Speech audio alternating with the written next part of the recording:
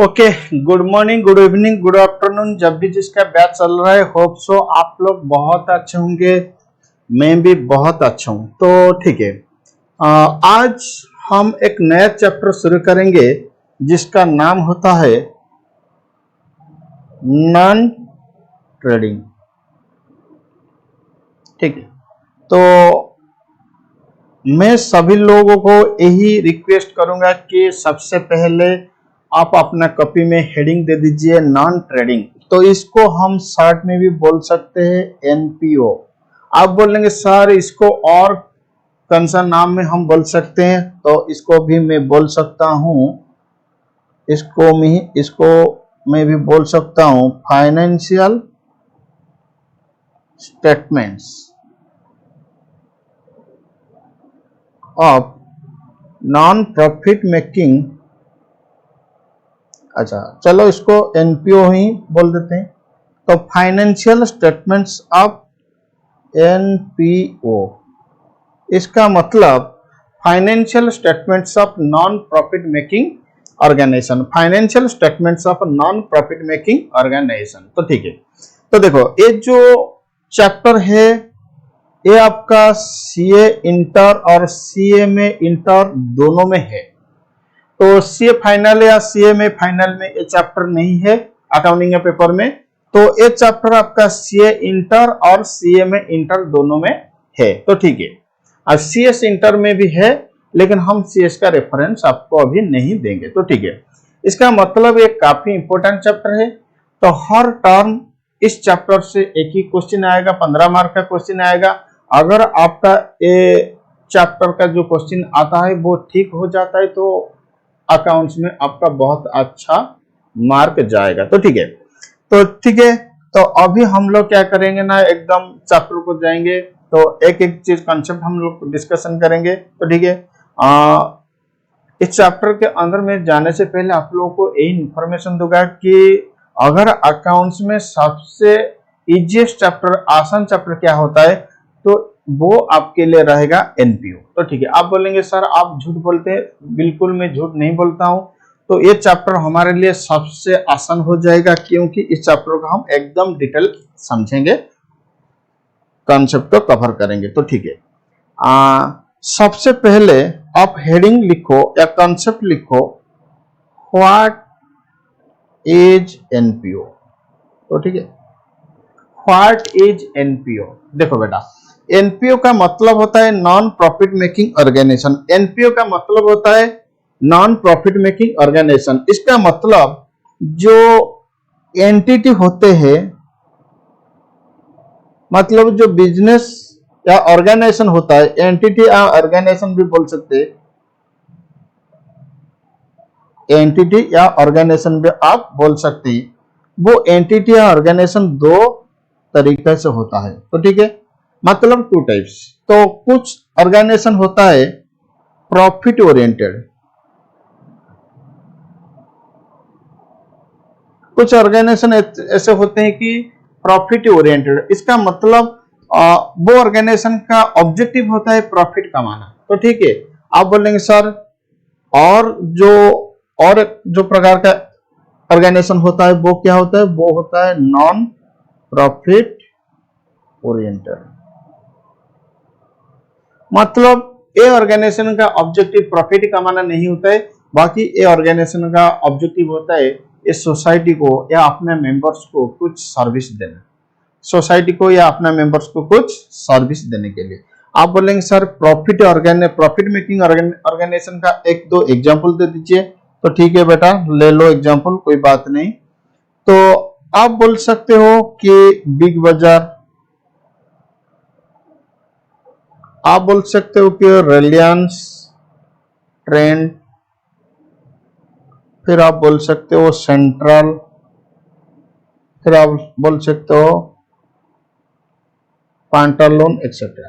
बेटा ये जो ऑर्गेनाइजेशन होते हैं ना, ये सब प्रॉफिट मेकिंग ऑर्गेनाइजेशन होते हैं क्योंकि इन लोगों का ऑब्जेक्टिव होता है प्रॉफिट कमाना। तो ठीक है, आप बोलेंगे सर ये जो नॉन प्रॉफिट मेकिंग ऑर्गेनाइजेशन होता है, नॉन प्रॉफिट मेकिंग ऑर्गेनाइजेशन का एग्जांपल दे दीजिए। मैं अभी एग्जांपल नहीं दूंगा, मैं इसको और 3 कैटेगरी में डिवाइड करूंगा। तो ठीक है, तो नॉन प्रॉफिट मेकिंग ऑर्गेनाइजेशन को मैंने 3 कैटेगरी में डिवाइड कर लिया। नॉन प्रॉफिट मेकिंग ऑर्गेनाइजेशन को मैंने 3 कैटेगरी में डिवाइड कर दिया। देखो बेटा, मैं अभी तक भी नहीं लिखाया आपको कि जो एनपीओ क्या होता है, फिर एनपीओ 3 तरीके का होता है। मैं पहले आप लोगों को थोड़ा इंफॉर्मेशन या थोड़ा कंसेप्ट दे रहा हूं, फिर उसके बाद हम लोग क्या करेंगे ना, नोट लिखेंगे। तो ठीक है, तो ऐसा रहेगा तो आपके लिए अच्छा होगा, क्योंकि जब मैं समझाऊंगा तो आप प्रॉपर्ली समझ जाओगे। फिर उसके बाद जब मैं नोट लिखाऊंगा तो क्या होगा ना, आप कुछ अपने दिमाग से भी सोच सकते हो कि हाँ मुझे ऐसे लिखना है। तो ठीक है,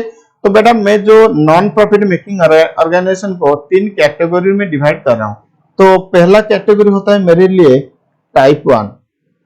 आप बोलेंगे सर और जो 2 कैटेगरी रहा हम बोल सकते हैं, तो दूसरा कैटेगरी डेफिनेटली होगा टाइप 2, हाँ। तीसरा कैटेगरी डेफिनेटली होगा टाइप 3। तो बेटा जब मैंने टाइप 1 बोल दिया तो आप टाइप 2 टाइप 3 बोल दिए, इसमें कोई बड़ी बात नहीं है। तो ठीक है, अब देखो ये टाइप 1 क्या होता है, टाइप 2 क्या होता है, टाइप 3 क्या होता है। अब देखो ये टाइप 1 क्या होता है, टाइप 2 क्या होता है और टाइप 3 क्या होता है। तो देखो टाइप 1 जो होता है, मतलब कुछ एनपीओ ऐसे है जो अपने मेंबर को सिर्फ सर्विस देता है। मतलब there are some NPO which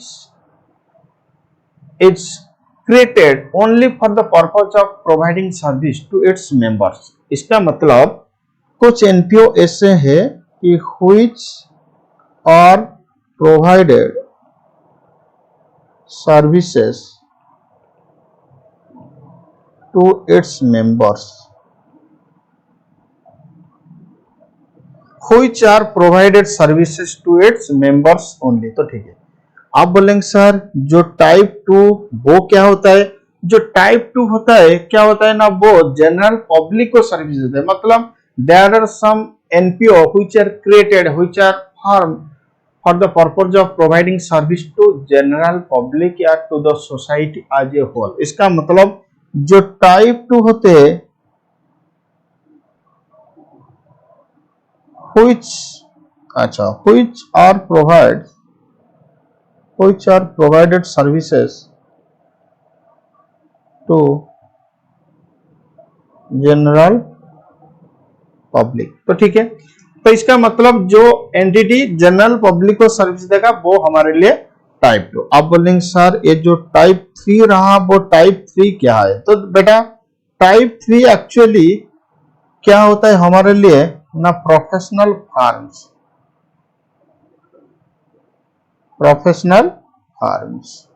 तो ठीक है, तो बेटा ऑर्गेनाइजेशन जो एनपीओ होता है ना, तो एनपीओ 3 तरीके का होता है, टाइप 1, टाइप 2, टाइप 3।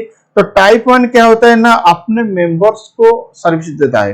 टाइप 2 क्या होता है ना, जनरल पब्लिक को सर्विस देता है। लेकिन टाइप 3 क्या होता है ना, प्रोफेशनल फार्म होता है। तो ठीक है, तो ये जो टाइप 1 अपना मेंबर को सर्विस दिया, क्या इसमें आप 1-2 एग्जाम्पल बोल सकते हो। आप बोलेंगे हाँ सर हम बोल सकते हैं। बोलिए तो एग्जाम्पल क्या होता है। क्लब, क्या आपको पता है भुवनेश्वर क्लब, क्या आपको पता है ईडन गार्डन क्लब, क्या आपको पता है दिल्ली क्लब एक्सेट्रा। तो कुछ क्लब होते हैं जो क्लब क्या करता है ना, सर्विस देता है अपने मेंबर्स को। अच्छा ठीक है, और कुछ सोसाइटी होता है। तो सोसाइटी क्या होता है ना, अपने मेंबर्स को सिर्फ सर्विस देता है। तो आपका जो इंस्टीट्यूट आईसीएआई, आप बोलेंगे सर आप 2 बार क्यों आईसीएआई लिखे। पहला आईसीएआई होता है institute of chartered accountants of India, दूसरा वाला आईसीएआई होता है institute of cost accountants of India. तो ठीक है, ये जो आईसीएआई होता है ये उनका मेंबर, ये अपना मेंबर और स्टूडेंट को सर्विस देते हैं। अब बोलेंगे सर मेंबर तो पब्लिक को सर्विस देते हैं। बेटा आईसीआई जो इंस्टीट्यूट वो डायरेक्टली पब्लिक को सर्विस नहीं देता है, वो अपना मेंबर और स्टूडेंट को सर्विस देता है। फिर उसके बाद इनडायरेक्टली वो सर्विस पब्लिक के पास जाता है। तो ठीक है, आप बोलेंगे सर आईसीएसआई, हाँ चलेगा, आईसीएसआई भी अपने मेंबर या स्टूडेंट को सर्विस देता है। तो ठीक है, आप बोलेंगे सर ये जो जनरल टाइप 2 में जो एनपीओ आते हैं, टाइप 2 में जो एनपीओ आते हैं वो एनपीओ किसको सर्विस देते हैं। तो देखो अच्छा उनका एग्जांपल क्या होता है। तो उनका एग्जाम्पल होता है मेडिकल, अच्छा, फिर उसके बाद स्कूल, फिर उसके बाद कॉलेज एक्सेट्रा। बड़ा जो private medical, private school, private college, ये नहीं, private school, private medical, private college जो तो प्रॉफिट मेकिंग ऑर्गेनाइजेशन होते हैं, तो उन लोगों को हम नॉन प्रॉफिट मेकिंग ऑर्गेनाइजेशन नहीं बोलेंगे, क्योंकि भले वो हॉस्पिटल है लेकिन उन लोगों का ऑब्जेक्टिव रियली मतलब सब्सटेंस में नहीं रहता है कि वो लोग सोसाइटी या पेशेंट को सर्विस देंगे। तो वो लोग क्या करते हैं ना, इनडायरेक्टली बहुत मतलब क्या करते हैं, शोषण करते हैं। तो ठीक है, तो ये जो मेडिकल हुआ, ये जो कॉलेज हुआ, स्कूल हुआ एक्सेट्रा, ये सब क्या होते हैं ना, प्राइवेट जो सर्विस देते हैं वो जनरल पब्लिक को देते हैं। आप बोलेंगे सर ये जो प्रोफेशनल फार्म है, तो उनका एक एग्जांपल दे दीजिए। तो क्या बेटा आपको सीए फार्म के बारे में पता है? हाँ, क्या आपका सीएमए फार्म के बारे में पता है? क्या आपका सीएस फार्म के बारे में पता है? क्या आपका एडवोकेट का जो चैम्बर होता है इसके बारे में पता है? तो वो लोग आ जाएंगे एनपीओ कैटेगरी 3 में, इसका मतलब प्रोफेशनल फार्म है। तो बेटा मैंने आपको एनपीओ का जो तीन कैटेगरी होता है तो मैंने आपको समझा दिया। तो मुझे लगता है कि आपको एक कॉन्सेप्ट समझ में आ गया। तो ठीक है, इसमें कोई बात नहीं है। तो ये जो टाइप 1, टाइप 2, टाइप 3 उसका डेफिनेशन यही रहेगा। तो ठीक है, तो एक बार एक काम करो, और यहां से लेके यहां तक इस वीडियो को पॉज करके, तो ठीक है, कॉपी मारो, फिर उसके बाद हम आगे नोट्स लिखेंगे। तो ठीक है, तो मैं आपको 1 मिनट का एग्जैक्टली 1 मिनट का टाइम दे रहा हूं, आप 1 मिनट में इसको कॉपी करो। ठीक है,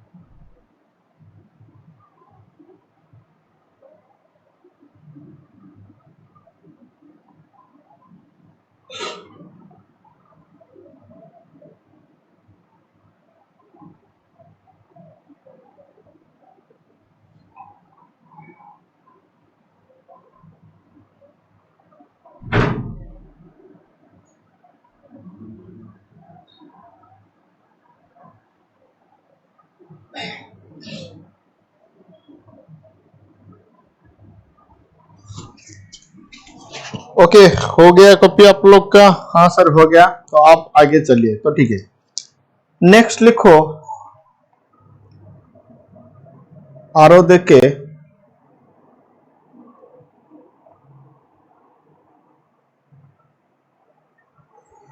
NPO are those organizations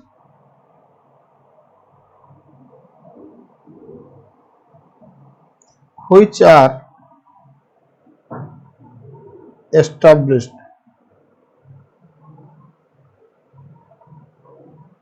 not to earn profit but to serve, not to earn profit but to serve society or its member। तो शब्द के लिखो, एनपीओ इंक्लूड्स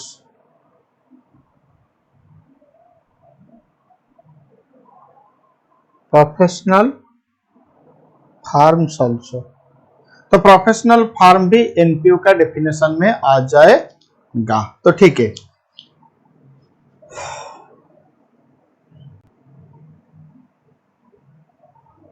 क्या बेटा आपको एनपीओ का डेफिनेशन समझ में आ गया? आप बोलेंगे हाँ सर एनपीओ का डेफिनेशन हमें समझ में आ गया। तो ठीक है,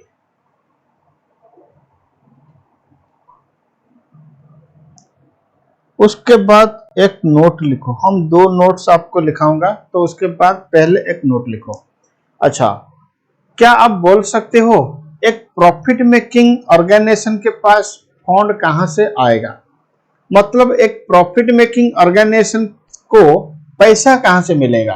आप बोलेंगे sir the main sources of profit making organisation is sales या कमीशन या रेंटल इनकम या डिविडेंड या इंटरेस्ट इनकम एक्सेट्रा। मतलब जो प्रॉफिट मेकिंग ऑर्गेनाइजेशन होते, मतलब जो प्रॉफिट मेकिंग ऑर्गेनाइजेशन होते, वो लोग कहां से पैसा कमाते? तो वो लोग को क्या कोई मतलब कोई डोनेशन देगा क्या? जी नहीं।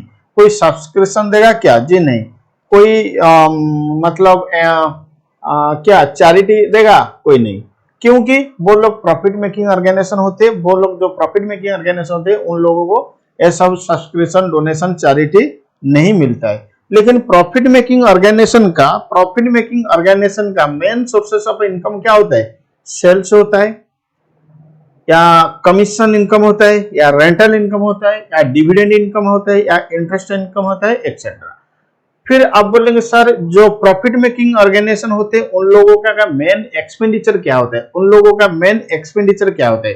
तो मैं बोलूंगा कि उन लोगों का मेन एक्सपेंडिचर होता है purchase, rent paid, wages paid, salary paid, फिर डेप्रिसिएशन, फिर क्या आएगा? रेंट आएगा, इलेक्ट्रिसिटी आएगा, एडवर्टाइजमेंट आएगा, एक्सेट्रा। तो ये सब होता है प्रॉफिट मेकिंग ऑर्गेनाइजेशन का sources of income and sources of expenditure. आप बोलेंगे सर जो नॉन प्रॉफिट मेकिंग ऑर्गेनाइजेशन होते वो लोग तो सेल नहीं करते हैं, तो ठीक है। तो उन लोगों के पास पैसा कहां से आता है? उन लोगों को उन ऑर्गेनाइजेशन को का मेन सोर्सेस ऑफ इनकम या मेन सोर्सेस ऑफ एक्सपेंडिचर क्या होता है? तो देखिए, जो नॉन प्रॉफिट मेकिंग ऑर्गेनाइजेशन होता है उसका मेन सोर्सेस ऑफ इनकम होता है डोनेशन, सब्सक्रिप्शन, चैरिटी, एक्सेट्रा। फिर उन लोगों का मेन एक्सपेंडिचर क्या होता है? सैलरी होता है, रेंट होता है, डेप्रिसिएशन होता है, इलेक्ट्रिसिटी होता है। बेटा परचेज नहीं होता है, परचेज माइनर हो सकता है। तो अभी हम लोग बैक टू बैक 2 नोट्स लिखेंगे। पहला नोट में मैं आपको लिखाऊंगा कि जो प्रॉफिट मेकिंग ऑर्गेनाइजेशन उन लोगों का क्या मेन सोर्सेस ऑफ इनकम होता है और मेन एक्सपेंडिचर क्या होता है। और जो फिर नोट 2 में मैं आपको लिखाऊंगा कि जो नॉन प्रॉफिट मेकिंग ऑर्गेनाइजेशन उन लोगों का क्या इनकम और क्या एक्सपेंडिचर होता है। तो नोट में लिखो नोट 1। तो नोट में लिखो पहले नोट 1, तो ठीक है। लिखो the main sources of income of a profit making organization. The main sources of income of a profit making organization is sales, commission, rental income, sales, commission और रेंटल इनकम, फिर उसके बाद डिविडेंड इनकम, फिर उसके बाद interest income, etcetera, interest income etcetera. अब बोलेंगे sir अब हम लिखेंगे उसी नोट में आरो दे के the main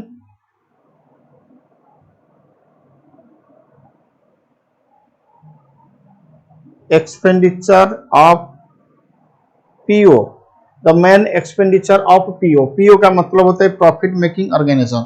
the main expenditure of PO can be purchase, ठीक है, और क्या हो सकता है? सैलरी, ठीक है, और क्या हो सकता है? रेंट, और क्या हो सकता है? डिप्रिसिएशन, और क्या हो सकता है?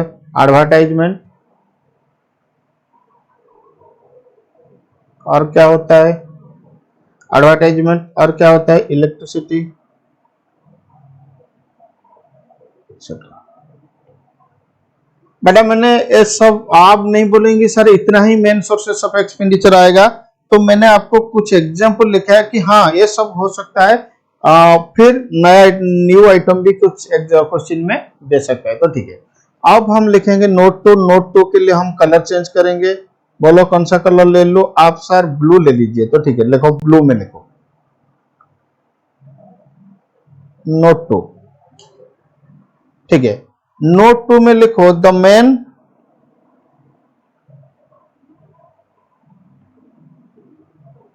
sources of income and expenditure. The main sources of income and expenditure of a NPO can be as under. The main sources of income and expenditure of a NPO can be as under. तो पहले हम लिखते हैं income. तो income में क्या आएगा? Subscription आएगा, फिर डोनेशन आएगा, फिर चैरिटी आएगा। आप बोलेंगे सर ये सब्सक्रिप्शन क्या होता है, ये डोनेशन क्या होता है, ये चैरिटी क्या होता है? मैडम ये अभी आपको सब्सक्रिप्शन डोनेशन चैरिटी नहीं समझाऊंगा, तो डेफिनेटली मैं सब्सक्रिप्शन डोनेशन चैरिटी समझाऊंगा ड्यू कोर्स में, तो आप उसके लिए थोड़ा इंतजार करो। तो ठीक है, आप बोलेंगे सर उन लोगों का एक्सपेंडिचर क्या होता है? आप बोलेंगे सर उन लोगों का एक्सपेंडिचर क्या होता है? एक एनपीओ भी कुछ स्टाफ रखते हैं जिन लोगों को वो सैलरी देता है। तो ठीक है, तो एनपीओ का सैलरी भी एक्सपेंडिचर होता है। ठीक है, आप बोलेंगे सर क्या एनपीओ एडवर्टाइजमेंट करते हैं? बेटा एडवर्टाइजमेंट तो इससे नहीं करता है, लेकिन कुछ कुछ एनपीओ को एडवर्टाइजमेंट करना पड़ता है, लेकिन वो पक्का तो रेंट देगा। हाँ, आप बोलेंगे सर उसका तो कुछ एसेट होगा जिसके ऊपर क्या आएगा? डेप्रिसिएशन आएगा। हाँ बेटा ठीक है, डेप्रिसिएशन आएगा। आप बोलेंगे सर वो थोड़ा इलेक्ट्रिसिटी तो देगा। बेटा हाँ इलेक्ट्रिसिटी देगा। आप बोलेंगे सर उसका रिपेयर होगा, तो बेटा रिपेयर भी, उसका जो मशीन होता है ना, एसेट होता है, उसका रिपेयर भी होता है। तो बेटा मैंने आपको अभी ये समझा दिया कि एक नॉन प्रॉफिट मेकिंग ऑर्गेनाइजेशन का मेन सोर्सेस ऑफ इनकम और मेन सोर्सेस ऑफ एक्सपेंडिचर क्या होता है। तो ठीक है, अब हम लोग जाएंगे जो मेन टॉपिक या मेन मुद्दा को। तो ठीक है, इस चैप्टर का जो मेन मुद्दा होता है हम वहां अभी हम लोग मूव करेंगे। तो बेटा इस चैप्टर में हम क्या सीखेंगे? इस चैप्टर में हम सीखेंगे कि एक एनपीओ मतलब नॉन प्रॉफिट मेकिंग ऑर्गेनाइजेशन अपना फाइनेंशियल स्टेटमेंट कैसे बनाता है। मतलब एक नॉन प्रॉफिट मेकिंग ऑर्गेनाइजेशन अपना फाइनेंशियल स्टेटमेंट कैसे बनाता है। तो ठीक है, अकाउंट्स में बाकी जो चैप्टर है उसमें हम लोग सीखेंगे, अकाउंट्स का बाकी जो चैप्टर है उसमें हम लोग सीखेंगे कि एक प्रॉफिट मेकिंग ऑर्गेनाइजेशन कैसे अपना फाइनेंशियल स्टेटमेंट बनाता है। तो लेकिन इस चैप्टर में हम लोग सीखेंगे कि एक नॉन प्रॉफिट मेकिंग ऑर्गेनाइजेशन कैसे अपना फाइनेंशियल स्टेटमेंट बनाता है। तो ठीक है, तो अब हेडिंग देख लिखो, what are the financial statements, what are the financial statements which are prepared? What are the financial statements which are prepared by a NPO? इसका मतलब एक एनपीओ कौन सा फाइनेंशियल स्टेटमेंट बनाता है। तो ठीक है, तो देखो मैं बार बार ऑर्गेनाइजेशन दो तरीका, एक होता है एनपीओ और एक होता है प्रॉफिट मेकिंग ऑर्गेनाइजेशन, उसको बोलने का कोई दरकार है क्या? आप बोलेंगे ना से ना सर, वो बार बार आपको रिपीट करने का कोई आवश्यकता नहीं है। तो बेटा मैंने एक बार बोल दिया तो आप उसको क्या करो ना, दिमाग में बैठाओ कि हाँ ऑर्गेनाइजेशन दो तरीके का होता है, एक होता है प्रॉफिट मेकिंग ऑर्गेनाइजेशन और एक होता है नॉन प्रॉफिट मेकिंग ऑर्गेनाइजेशन। तो ठीक है, हम अभी सीखेंगे कि नॉन प्रॉफिट मेकिंग ऑर्गेनाइजेशन कौन सा फाइनेंशियल स्टेटमेंट बनाता है। तो बाकी जहां पे हम लोग पढ़े थे अगर आगे पढ़ेंगे तो किसी का ब्रांच नहीं हुआ है तो आगे पढ़ेंगे, किसी का डिपार्टमेंटल नहीं हुआ तो आगे पढ़ेंगे, तो किसी का नॉन जो डेप्थ पार्टनरशिप नहीं हुआ है तो आगे पढ़ेंगे। तो आगे जब हम डिस्कशन करेंगे या पिछले क्लास में अगर हम डिस्कशन किए थे कि हाँ प्रॉफिट मेकिंग ऑर्गेनाइजेशन के बारे में, तो वहां हम लोग देखे थे कि प्रॉफिट मेकिंग ऑर्गेनाइजेशन कौन सा फाइनेंशियल स्टेटमेंट बनाता है। तो फिर भी मैंने यहीं पे आपको थोड़ा रिवाइज करना चाहूंगा कि एक प्रॉफिट मेकिंग ऑर्गेनाइजेशन क्या करेगा ना, अपना सारे का सारे लेजर बनाएगा, जैसे सैलरी अकाउंट और rent account, depreciation account, asset account. फिर फाइनेंशियल स्टेटमेंट के लिए वो क्या करेगा ना, एक पीएल अकाउंट बनाएगा, फिर बैलेंस शीट बनाएगा। तो उसका क्या आता है ना, पीएल अकाउंट्स और बैलेंस शीट वो दोनों फाइनेंशियल के स्टेटमेंट का डेफिनेशन में आता है। तो इसका मतलब प्रॉफिट मेकिंग ऑर्गेनाइजेशन, इसको कॉपी मत करो, खाली समझो। तो प्रॉफिट मेकिंग ऑर्गेनाइजेशन उसका ऑल लेजर्स बनाता है, जैसे कि सैलरी अकाउंट हुआ, रेंट अकाउंट हुआ, डिप्रिसिएशन अकाउंट हुआ, एसेट अकाउंट हुआ, एक्सेट्रा, कैश अकाउंट हुआ, बैंक अकाउंट हुआ, एक्सेट्रा, ये सब बनाते हैं। फिर जो फाइनेंशियल स्टेटमेंट होता है प्रॉफिट मेकिंग ऑर्गेनाइजेशन का, वो दो फाइनेंशियल स्टेटमेंट बनाता है, पहला पीएल अकाउंट, दूसरा होता है बैलेंस शीट। तो ठीक है, लेकिन जो नॉन प्रॉफिट मेकिंग ऑर्गेनाइजेशन होता है उसको भी अपना सारे का सारे लेजर बनाना पड़ता है। मतलब आप जैसे भी, आप किस प्रकार का ऑर्गेनाइजेशन हो उसमें कोई प्रॉब्लम नहीं है, आप चाहे प्रॉफिट मेकिंग ऑर्गेनाइजेशन हो या नॉन प्रॉफिट मेकिंग ऑर्गेनाइजेशन हो, आपको अपना जितना भी लेजर्स होता मतलब हो रहा है, जितना भी लेजर है वो सारे के सारे लेजर आपको बनाना पड़ेगा। लेकिन फाइनेंशियल स्टेटमेंट का डेफिनेशन में प्रॉफिट मेकिंग ऑर्गेनाइजेशन के लिए दो चीज आएगा, PL account and balance sheet. लेकिन फाइनेंशियल स्टेटमेंट का डेफिनेशन में, मेरे वर्डिंग को ध्यान से सुनिए, फाइनेंशियल स्टेटमेंट का डेफिनेशन में प्रॉफिट मेकिंग ऑर्गेनाइजेशन के लिए दो चीज आएगा। पहला चीज होता है पीएल अकाउंट और दूसरा चीज होता है बैलेंस शीट। आप बोलेंगे सर एनपीओ तो अपना लेजर्स बनाएगा, हाँ उसमें तो कोई मतलब आपको कंसेशन नहीं है या कोई माफ नहीं है। लेकिन जो फाइनेंशियल स्टेटमेंट का डेफिनेशन आता है किसका, एनपीओ का, उसमें वो पहले बनाता है इनकम एंड एक्सपेंडिचर अकाउंट। पहले वो बनाता है इनकम एंड एक्सपेंडिचर अकाउंट, और एक बनाता है रिसीप्ट एंड पेमेंट अकाउंट, और एक बनाता है बैलेंस शीट। ठीक है, अच्छा फाइनेंशियल स्टेटमेंट लेजर में भी कैश बुक बनाता है, मैं रेफरेंस के लिए यहाँ पे लिख रहा हूं। अब देखो एक्चुअली प्रॉफिट मेकिंग ऑर्गेनाइजेशन हो या नॉन प्रॉफिट मेकिंग ऑर्गेनाइजेशन हो, तो प्रॉफिट मेकिंग ऑर्गेनाइजेशन सारे का सारे लेजर्स बनाएगा, नॉन प्रॉफिट मेकिंग सारे का सारे लेजर्स बनाएगा। तो ठीक है, अब देखो जो प्रॉफिट मेकिंग ऑर्गेनाइजेशन उसके लिए फाइनेंशियल स्टेटमेंट का डेफिनेशन में आएगा पीएल एंड बैलेंस शीट। जो नॉन प्रॉफिट मेकिंग ऑर्गेनाइजेशन उसका फाइनेंशियल स्टेटमेंट के डेफिनेशन में आएगा income and expenditure account, receipt and payment account and balance sheet. तो ठीक है, मैं आपको यहीं पे थोड़ा बताना चाहता हूं कि जो फाइनेंशियल स्टेटमेंट किसका, प्रॉफिट मेकिंग ऑर्गेनाइजेशन का, कौन सा ना, पीएल अकाउंट। ठीक है, उसके बदले नॉन प्रॉफिट मेकिंग बनाता है income and expenditure account.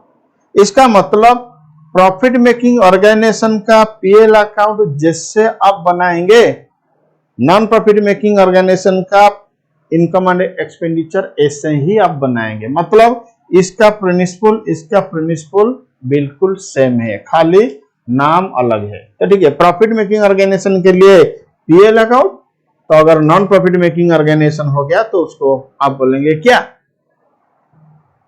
Income and expenditure account. लेकिन अभी से दिमाग में यही फिक्स करके चलो, यही बैठाओ कि जिस रूल के बेसिस पे पीएल अकाउंट हम लोग बनाते हैं उसी रूल के हिसाब से हम लोग बनाएंगे क्या, इनकम एंड एक्सपेंडिचर अकाउंट। आप बोलेंगे सर पीएल अकाउंट कौन सा कॉन्सेप्ट में बनाते हैं, क्या आप लोग को मालूम है? पीएल अकाउंट एक्यूरल कॉन्सेप्ट के हिसाब से हम लोग बनाते हैं। तो क्या आप लोग को मालूम है अकाउंट का तीन सिस्टम था, पहला होता था एक्यूरल कंसेप्ट, दूसरा होता था कैश बेसिस या accrual basis of accounting, cash basis of account, और एक होता था हाइब्रिड अकाउंटिंग।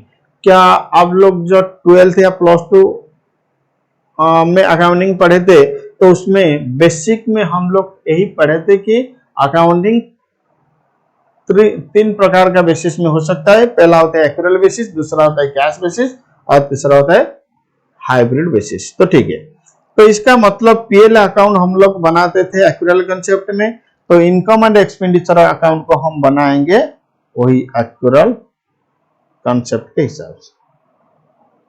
ठीक है, तो जिस आप एक प्रॉफिट मेकिंग ऑर्गेनाइजेशन के लिए पीएल अकाउंट जैसे आप लोग बनाते हैं उस प्रकार में आप बनाएंगे नॉन प्रॉफिट मेकिंग ऑर्गेनाइजेशन का क्या, इनकम एंड एक्सपेंडिचर अकाउंट। तो ठीक है, फिर प्रॉफिट मेकिंग ऑर्गेनाइजेशन का कैश बुक आप जैसे बनाते हैं, नॉन प्रॉफिट मेकिंग ऑर्गेनाइजेशन का वो हो जाता है in receipt and payment account. क्या आपको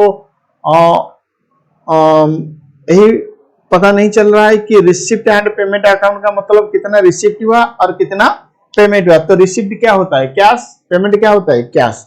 इसका मतलब प्रॉफिट मेकिंग ऑर्गेनाइजेशन का कैश बुक को हम लोग यहाँ पे नाम दे देते हैं in receipt and payment account. तो ठीक है, इसका बैलेंस शीट और इसके लिए भी बैलेंस शीट, मतलब बैलेंस शीट में हम लोग एसेट और लायबिलिटी लिखेंगे। तो ठीक है, क्या बेटा मैंने जो आपको लिखाया ये सब आपको समझ में आया? आप बोलेंगे हाँ सर। अगर आपको समझ में, अच्छा ये जो कैश बुक बनाते हैं प्रॉफिट मेकिंग ऑर्गेनाइजेशन का, उसको हम बनाते हैं कैश बेसिस पे। कौन सा बेसिस पे? कैश बेसिस पे। तो इसका मतलब इधर जो बनाएंगे रिसिप्ट एंड पेमेंट अकाउंट, ये भी आपका बनेगा कौन सा बेसिस पे? कैश बेसिस पे। तो बेटा एक काम करो, इसको ऐसे कॉपी करो। तो ठीक है, फिर उसके बाद हम लोग लिखेंगे कि हाँ PL sorry income and expenditure account कैसे बनाते, फिर रिसीट एंड पेमेंट अकाउंट कैसे बनाते। तो इसको पहले कॉपी करो।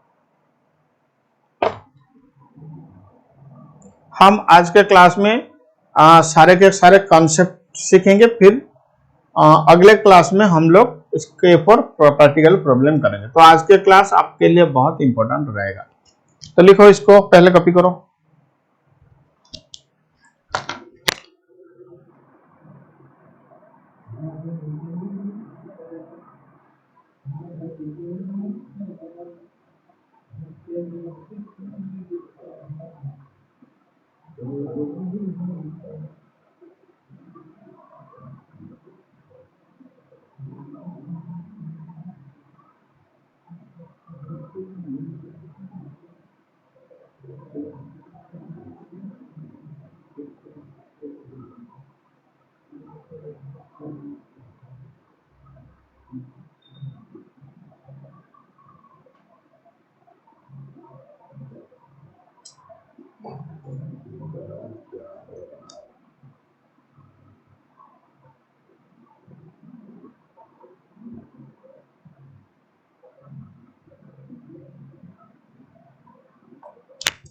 ठीक है, हो गया आप लोग का कॉपी? हाँ सर कॉपी हो गया। तो अब लिखो how to prepare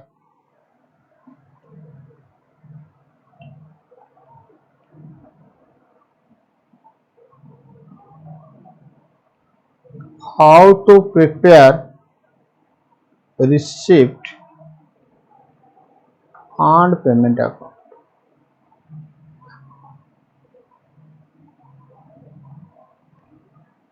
How to prepare receipt and payment account?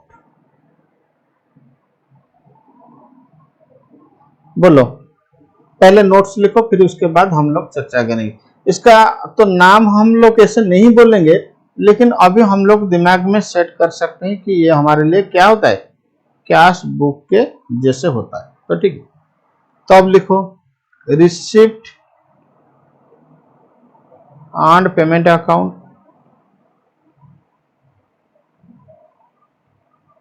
Are prepared by NPO for the purpose of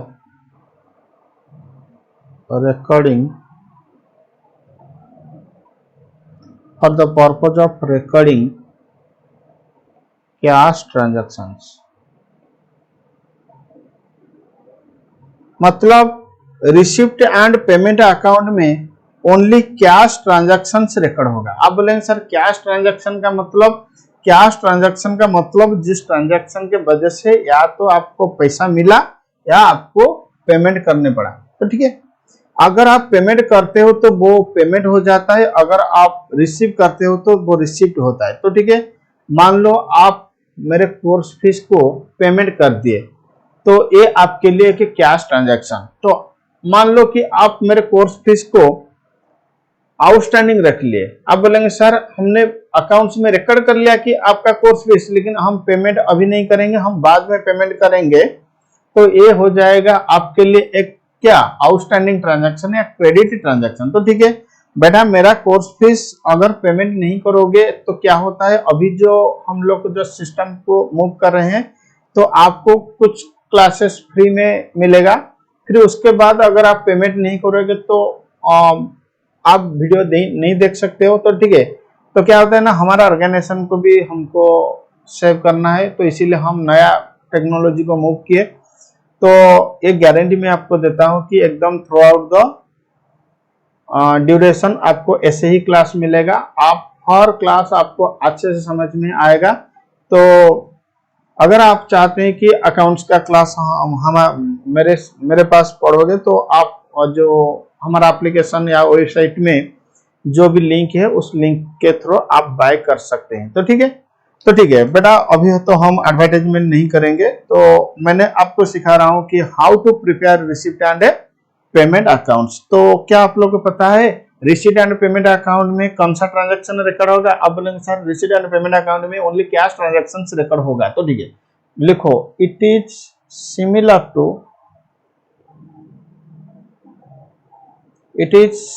to cash book of a profit making organisation. इसका मतलब एक प्रॉफिट मेकिंग ऑर्गेनाइजेशन का cash book के जैसे होता है non profit making organisation का क्या, रिसिप्ट एंड पेमेंट अकाउंट। अगर आपको प्रॉफिट मेकिंग ऑर्गेनाइजेशन का कैश बुक का प्रिपरेशन या कैश बुक का कंसेप्ट क्लियर है, तो बेटा मैं यही बोलूंगा कि इस कंसेप्ट को आप ओनली क्या एक बार सुन लो, फिर उसके बाद डायरेक्टली प्रॉब्लम कर सकते हो। तो ठीक है, तो अगर वो कैश बुक का कंसेप्ट क्लियर नहीं हो तो बेटा तो भी कोई चिंता नहीं, मैं यहाँ पे आपको कंसेप्ट क्लियर करवा दूंगा। तो मैं यही मान के चल रहा हूँ कि आपके पास अकाउंटिंग का नॉलेज बिल्कुल जीरो। तो ठीक है, तो आप लोगों को जीरो से हीरो बनाने का रेस्पॉन्सिबिलिटी मैंने लिया हूं। तो ठीक है, डेफिनेटली आप लोग जीरो से हीरो बनेंगे। तो ठीक है, जो लड़के लोग होते हैं वो लोग सोचते हैं कि सर हम लोग क्या बनेंगे, हम तो हीरो नहीं बन सकते। तो कोई बात नहीं, यहाँ पे वो जो पिक्चर का हीरो हीरोइन हम लोग बात नहीं करते, यहाँ पे जिसका परफॉर्मेंस अच्छा रहा उसको हीरो बोलते हैं। तो ठीक है, नेक्स्ट लाइन आरो दे के लिखो, it starts from opening balance of cash and bank. हाँ, यहीं पे मैं आपको फिर से और थोड़ा सा क्लैरिफिकेशन दे रहा हूं कि आप जो कैश बुक में बनाते हैं, कैश बुक में क्या होता है ना, 2 कलम होता था या कभी कभी ट्रिपल कलम भी हो सकता था, बैंक कैश डिस्काउंट वाला कलम, लेकिन इसमें एक ही कलम रहेगा, वही कैश के लिए वही बैंक के लिए। इसमें कैश कलम और बैंक कलम सेपरेट नहीं रहेगा, वो कैश के लिए वो भी बैंक के लिए। तो ये स्टार्ट होगा opening balance of cash and bank. तो ठीक है,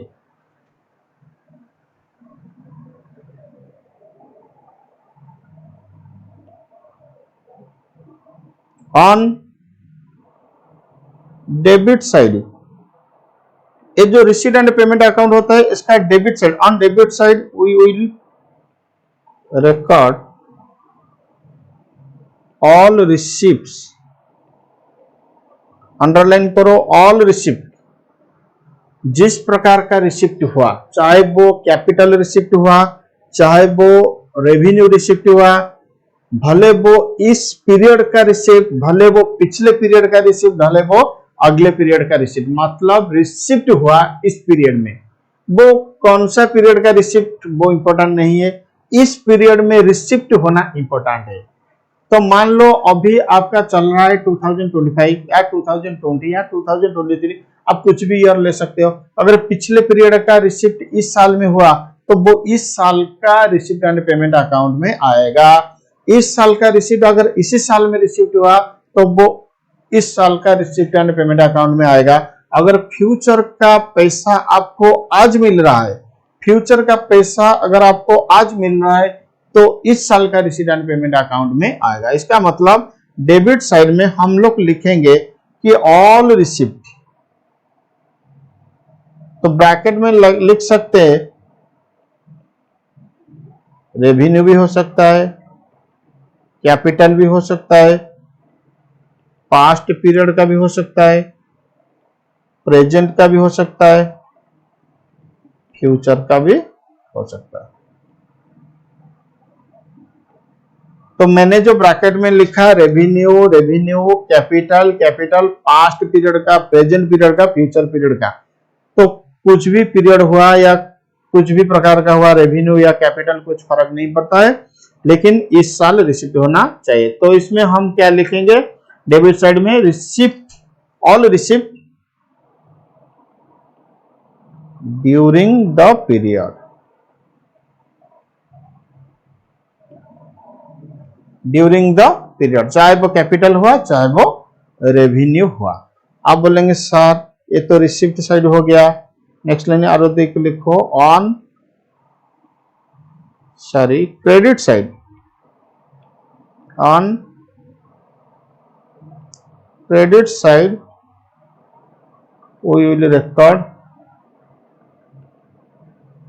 on credit side we will record all payments। कोई कैपिटल भी हुआ तो कोई बात नहीं, रेवेन्यू भी हुआ तो चलेगा, पास्ट पीरियड का हुआ तो भी चलेगा, प्रेजेंट का हुआ तो भी चलेगा, फ्यूचर का हुआ तो भी चलेगा, बट पेमेंट होना चाहिए during the period, but payment होना चाहिए क्या, ड्यूरिंग द पीरियड। इसका मतलब रिसीट एंड पेमेंट अकाउंट के लिए concept related to which period is not important, but receipt and payment should be made during the period. Again I am telling if for receipt and payment account the item is related to which period is not important, the item is related to which period is not important, but that should be received or that should be paid in the current period, during the current period। Are you getting the point? Yes or no? आप बोलेंगे हाँ sir हम लोग clear है, आप आगे चलिए। तो ओपनिंग बैलेंस से शुरू हुआ, ओपनिंग बैलेंस से शुरू हुआ तो रिसिप्ट साइड में सॉरी डेबिट साइड में रिसिप्ट आया, क्रेडिट साइड में पेमेंट आया, तो डिफरेंस हो जाएगा closing balance. The resulting figure of receipt and payment account, the resulting figure of receipt and payment account, the resulting figure of receipt and payment account is closing balance of cash oblique bank।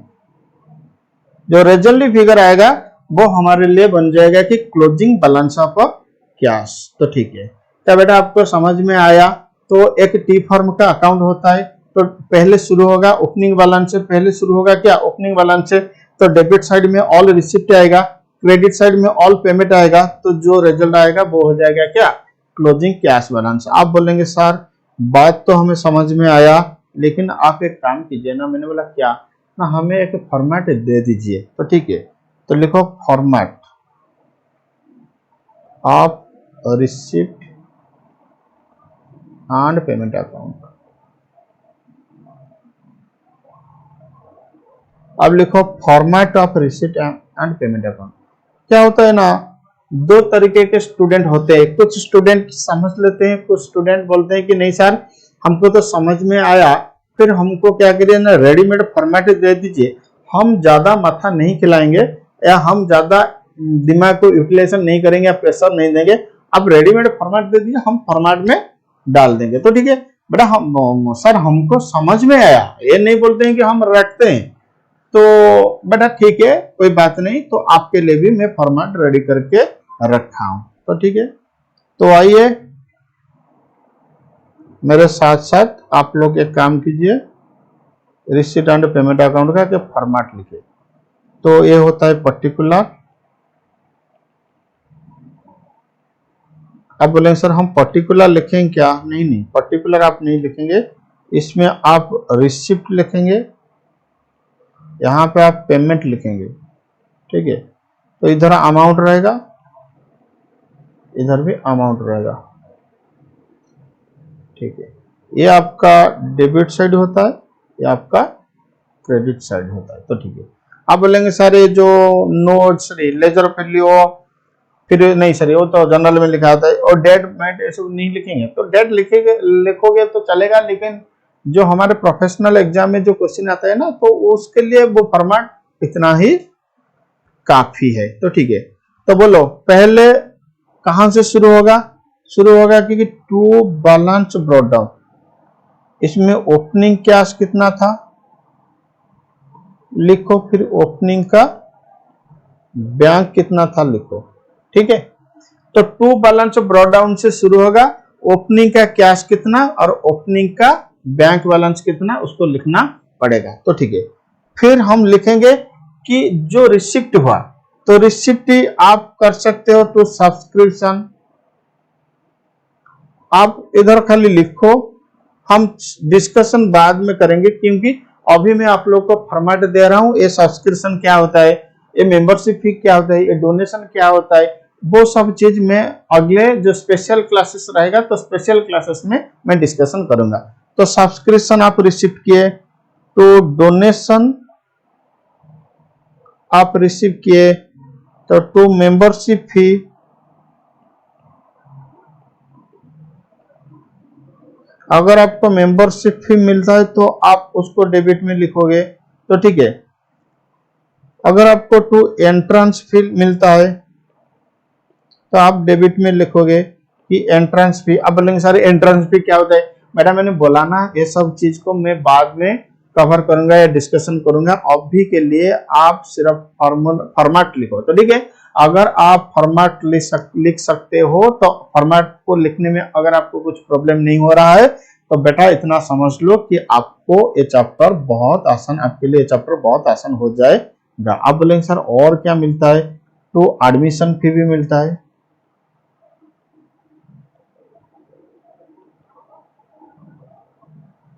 To interest भी मिलता है, interest भी आप लोग receive कर सकते हैं। तो बेटा उधर हो जाएगा क्या? To interest. तो ठीक है, फिर क्या होता है ना, to sale of old newspaper, जो ओल्ड न्यूज़पेपर होता है उसको भी आप सेल करके अगर कुछ रिसीव करते हो तो वो रिसिप्ट साइड में आएगा। तो ठीक है, फिर उसके बाद to sale of sports equipment.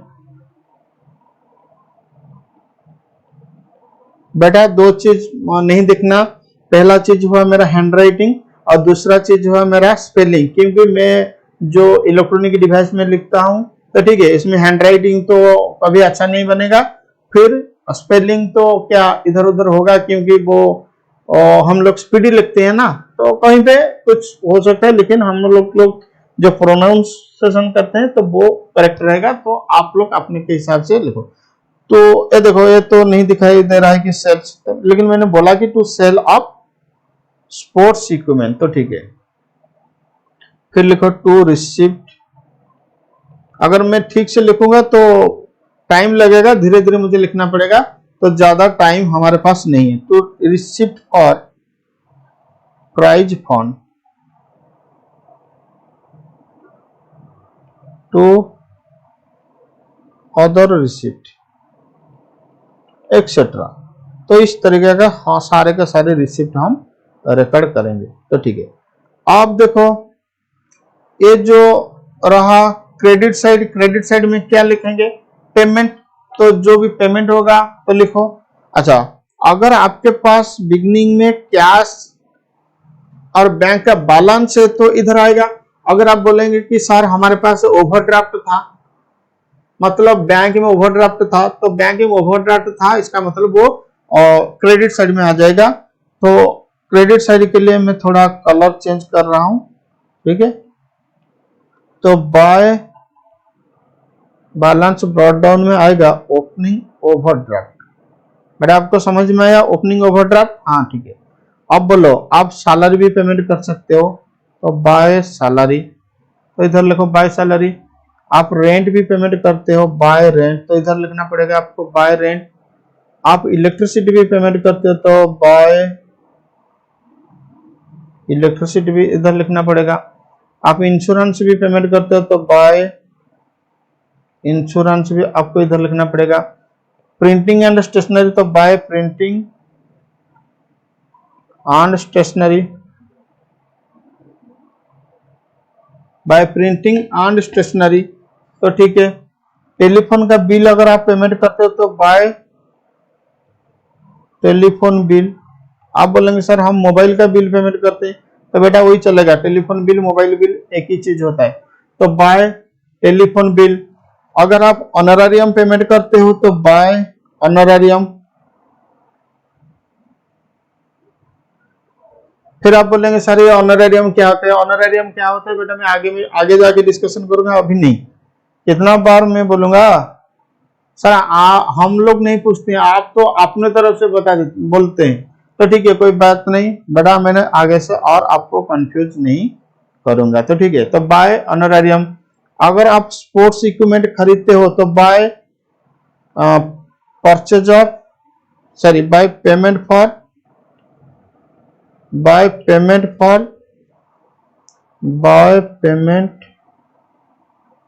For sports equipment, by payment for sports equipment. फिर अगर आप इंटरेस्ट पेमेंट करते हो तो बाय इंटरेस्ट, बाय प्राइज। अगर आप प्राइज पेमेंट करते हो तो ठीक है। फिर अगर आप फिक्स एसेट खरीदते हो तो बाय फिक्स एसेट हो जाएगा। By refreshment,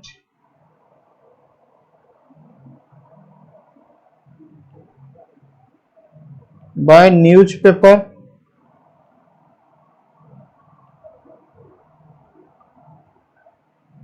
by newspaper, by other payments etcetera, by other payments etcetera. अब देखो तुम क्या करोगे ना, डेबिट साइड पहले ऐड करोगे, ठीक है। तो पहले डेबिट साइड को ऐड करोगे बेटा, पहले डेबिट साइड को ऐड करोगे। बोलो हाँ, पहले हम डेबिट साइड को ऐड करेंगे कैलकुलेटर में, फिर क्रेडिट साइड को उससे माइनस करोगे, क्रेडिट साइड का आइटम को उससे माइनस करोगे। देखोगे अगर पॉजिटिव रहा इसका मतलब डेबिट का बैलेंस ज्यादा क्रेडिट का कम, क्योंकि ज्यादा से अगर कम माइनस करेंगे तो आपका पॉजिटिव रिजल्ट आएगा। इसका मतलब आप डेबिट में क्रेडिट को माइनस करेंगे, क्रेडिट से डेबिट को माइनस करोगे तो वो अलग चीज हो जाएगा, डेबिट से क्रेडिट को माइनस करोगे। देखोगे अगर पॉजिटिव आया तो वो हो जाएगा हमारे लिए बाय बैलेंस कैरी डाउन। इसका मतलब क्लोजिंग कैश एंड बैंक, वो हो जाएगा हमारे लिए बाय बैलेंस कैरी डाउन, जो कि क्लोजिंग कैश एंड बैंक। आप बोलेंगे सर ये हमें कैसे मिला? मैंने बोलूंगा कि हमें मिला बैलेंसिंग फिगर में, ये हमें मिला बैलेंसिंग फिगर है। अगर आप डेबिट से क्रेडिट माइनस करोगे तो नेगेटिव आता है, अगर आप डेबिट से क्रेडिट माइनस करोगे तो नेगेटिव आता है, तो नेगेटिव का मतलब हो जाएगा ओवरड्राफ्ट। तो अगर नेगेटिव आएगा तो टू बैलेंस कैरी डाउन लिख देना, तो ये हो जाएगा क्लोजिंग ओवरड्राफ्ट। तो ठीक है, ये भी बैलेंसिंग फिगर।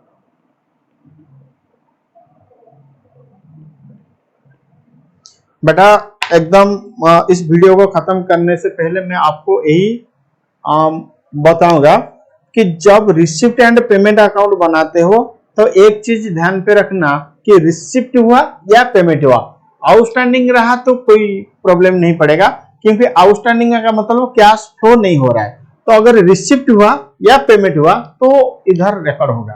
तो रिसिप्ट हुआ कुछ भी पीरियड के लिए हो सकता है, मतलब पास्ट का हुआ तो कोई प्रॉब्लम नहीं, रिकॉर्ड होगा। फ्यूचर के लिए रिसिप्ट हुआ तो कोई बात नहीं, रिकॉर्ड हुआ। प्रेजेंट के लिए रिसिप्ट हुआ तो कोई बात नहीं, रिकॉर्ड होगा। तो पेमेंट भी उस तरीके से करंट पीरियड में होना चाहिए, चाहे वो आज के इस साल का पेमेंट, चाहे वो पिछले पीरियड का पेमेंट, चाहे वो अगले साल का पेमेंट, तो उसमें कुछ फर्क नहीं पड़ेगा, वो रिकॉर्ड हो जाएगा। फिर ट्रांजैक्शन दो प्रकार का हो सकता है, एक होता है कैपिटल ट्रांजैक्शन और एक होता है रेवेन्यू। तो रेवेन्यू ट्रांजैक्शन हो या कैपिटल ट्रांजैक्शन हो, दोनों ही रिसीट एंड पेमेंट अकाउंट में आएगा। तो बेटा मुझे ये लगता है कि आपको रिसीट एंड पेमेंट अकाउंट का कॉन्सेप्ट क्लियर हो गया। तो मैं अभी इस लेक्चर को खत्म कर रहा हूं। तो ठीक है, फिर उसके बाद आगे उसके बाद में जो लेक्चर हम बनाएंगे उसमें हम क्या करेंगे ना, इनकम एंड एक्सपेंडिचर अकाउंट सीखेंगे। फिर उसके बाद हम ये दोनों टॉपिक का कुछ स्पेशल ट्रीटमेंट सीखेंगे, फिर उसके बाद इसके ऊपर प्रैक्टिकल क्वेश्चन करेंगे। तो अभी के लिए इतना। Thank you, tata, bye bye.